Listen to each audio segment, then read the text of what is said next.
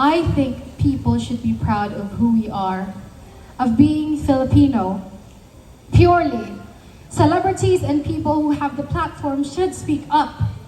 Wow. No longer should we aim for extrinsic values. I am truthful. I try to be truthful. I don't like people who aren't at the least truthful. From now on, I will speak my mind. I bear no responsibility for changing the world, but I will do all good in what I am responsible for. I didn't know anyone in London when I went. No family, no friends, no Filipino community, so I felt really lonely. My English was not that good back then, as in, madaldal pa naman ako, so I couldn't express myself. But eventually, I found my footing. I realized how strong and courageous all of the millions of overseas Filipino workers are. Being away from their families and feeling isolated in a world that is not really theirs. I was still in the most privileged position, but what of the others who are not? In my Aladdin contract, I was the only Filipino and foreigner in a cast of 30. I was the only brown skin. All of them had British passports, and I had a Philippine passport. Because of this, I was stopped in airports. I missed flights, and immigration officers told me to go home.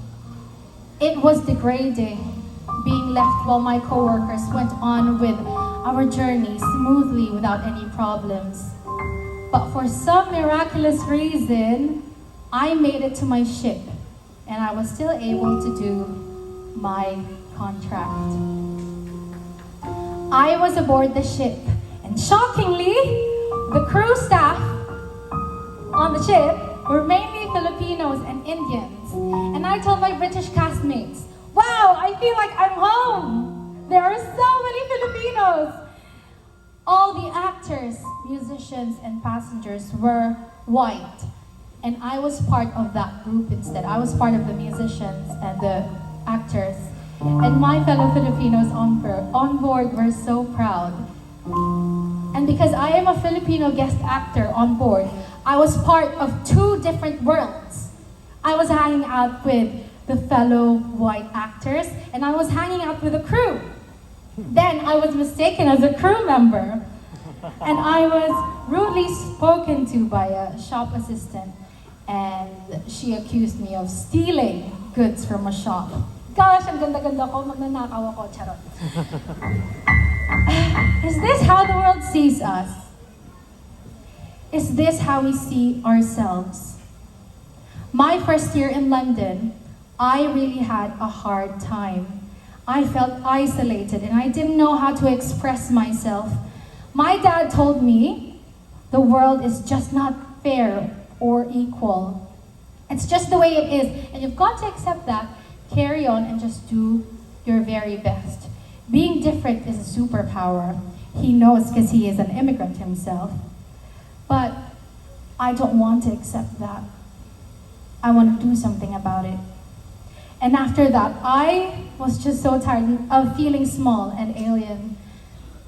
So I went back home. I went back to the Philippines after my contract.